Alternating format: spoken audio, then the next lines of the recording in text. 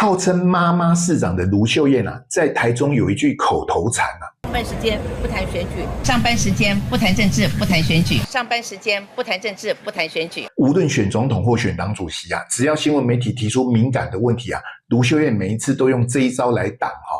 不过呢，2026年3月去美国访问回来啊，卢秀燕破天荒接受《自由时报》的专访，大谈军购啊。隔了几天啊，换《联合报》专访卢秀燕啊，标题是美国忧心台湾能源哦。我要请问各位网友，军购也好，能源也好，跟台中市长有什么关系呢？最好笑的是卢秀燕自己打脸自己啊！你不是说上班时间不谈政治吗？台中市长的任期明明还有半年多，卢秀燕你下班了吗？妈妈会留在家，这是我的承诺，我会说到做到。